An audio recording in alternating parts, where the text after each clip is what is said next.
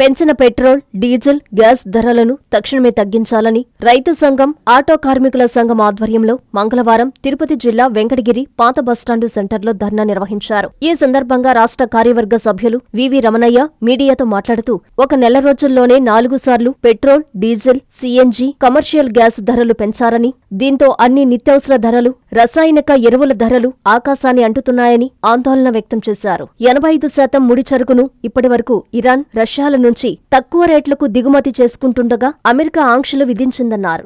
భారత పాలకులు America ఆంక్షలకు తలొగ్గి Iran, రష్యాల నుంచి కొనకుండా ఆపేశారన్నారు. అమెరికా నుండి కొనుగోలు చేయడం వలన ఇప్పుడు ధరలు పెరిగాయని తెలిపారు. స్త్రీ విముక్తి సంఘటన రాష్ట్ర కమిటీ సభ్యులు కె అజిత మాట్లాడుతూ, భారత పాలకులు పెంచిన ఆయిల్ ధరల వల్ల నిత్యావసర సరుకుల ధరలు పెరిగిపోయాయని, సామాన్యులపై భారం పడిందని, దీనికి మోడీ లొంగుబాటు విధానాలు కారణమని దుయ్యబట్టారు. ఈ కార్యక్రమంలో రైతు కూలీ సంఘం జిల్లా కోశాధికారి జి కృష్ణారెడ్డి, ప్రజాతంత్ర, చేనేత కార్మిక సంఘం నాయకులు డి భాస్కర్, ఆటో కార్మికులు, రైతులు పాల్గొన్నారు.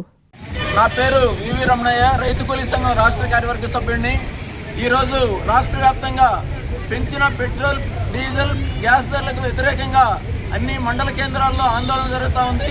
అందులో భాగంగా వెంకటగిరి పాత బస్టాండ్ సెంటర్లో కూడా ఈరోజు మేము ధర్నా నిర్వహిస్తున్నాం. ఇటీవల కాలంలో మోడీ మొత్తం వరుసగా ఒక నెల రోజుల్లోనే 4 సార్లు పెట్రోల్ మీద, గ్యాస్ మీద, డీజిల్ మీద ధరలు పెంచిన విషయం మనందరికీ తెలుసు. ఎన్నికలు అయిపోయిన వెంటనే ధరలు పెంచడానికి మోడీ ప్రభుత్వం పూనుకున్నది. 5 రాష్ట్రాలు ఎన్నికల్లో జరిగే వరకు ఆగి పెంచారు. ఈరోజు నిజానికి ఈరోజు గ్యాస్, పెట్రోల్, డీజిల్ ధరలు పెంచాల్సిన అవసరం ఉందా అని ప్రశ్నిస్తే ఎక్కడా పెంచాలని లేదు. ఎందుకంటే ఇప్పుడు యుద్ధం ఆగింది. ఇరాన్ నుంచి మనకి దిగుమతి అవుతా ఉంది, రష్యా నుంచి దిగుమతి అవుతూ వచ్చింది. సమస్యల్లో ఎందుకు ఈరోజు గవర్నమెంట్ పెంచడానికి పూనుకున్నదంటే, అమెరికా చెప్పినట్టు రష్యా నుంచి కొనొద్దు, ఇరాన్ నుంచి కొనొద్దు, మా దగ్గర నుంచే కొనండి అని ఈరోజు అమెరికా ఆంక్షలు పెట్టింది. అమెరికా దగ్గర ఎక్కువ ధరకి ఈరోజు కొనుగోలు చేయాల్సిన పరిస్థితి మనకు ఏర్పడింది. ఇంతకుముందు ఒక బ్యారెల్ $59కి రష్యా వాడు అమ్మితే ఈరోజు $115కి అమెరికా నుంచి మనం కొంటా ఉన్నాం. దీంతో ధరలు విపరీతంగా పెరిగినాయి. ఇది ఎందుకు అమెరికా చెప్పినట్టు భారతదేశం వినాల్సిన పరిస్థితి ఏర్పడిందనంటే, అమెరికాకి భారతదేశం లొంగిపోయి లొంగుబాటుతనంతో ఈరోజు ప్రజల మీద భారాలకి ప్రభుత్వం పూనుకునింది.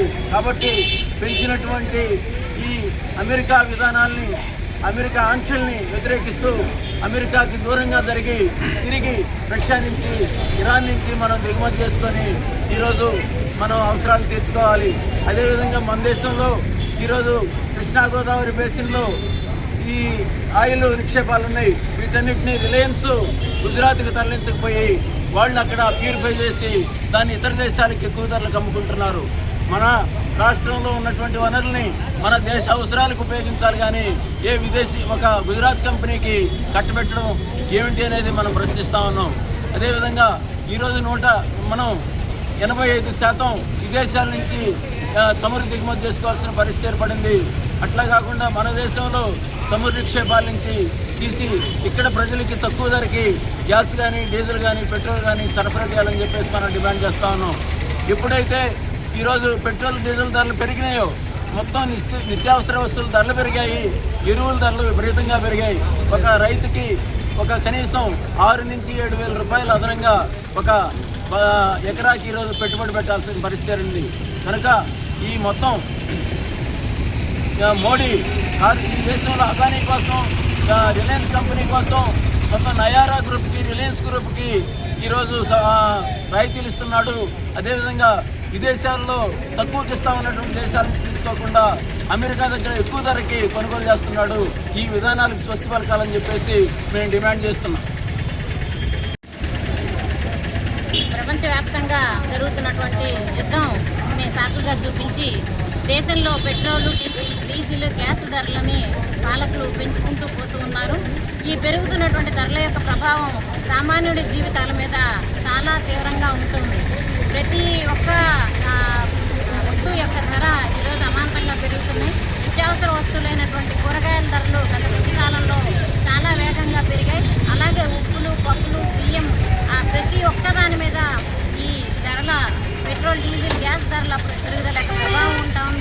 అట్లాగే కమర్షియల్ గ్యాస్ యొక్క ధర నిన్నటి నుంచి వాళ్ళకి 42 రూపాయలు ఒక్కసారిగా పెంచింది కేంద్రం. ఈ గ్యాస్ ధరలు పెరగడంతో కనీసపాటి టిఫిన్ సెంటర్లు కూడా నడుపుకోలేని పరిస్థితుల్లో జనం పడిపోయారు. దీనివల్ల ఈ పూర్తిగా చిన్న వ్యాపారాలు దెబ్బతింటున్నాయి, చిన్న కుటుంబాలు దెబ్బతింటున్నాయి. ఈ ఆఖరికి మధ్యతరగతి కుటుంబాలు కూడా ఈ ధరల పెరుగుదలకి ఎఫెక్ట్ అయ్యే పరిస్థితి ఉంది. పాలకులు ఈ పెంపుదలకి ఒక నాటకంగా ఈరోజు ఆడుతూ ఉన్నారు. వాస్తవంగా పెరిగినటువంటి దానికన్నా కూడా వీళ్ళు ఈ యుద్ధాన్ని సాగ్గా చూపి ఒకసారి పెంచిన తర్వాత మళ్ళా ధరలని తగ్గడం అనేది ఎక్కడ చూపించడం లేదు. 10 రూపాయలు పెంచి ₹1 తగ్గించి మేము తగ్గించాము, ప్రజల పట్ల మేము చాలా బాధ్యతగా ఉన్నామని నటిస్తూ ఉన్నారు.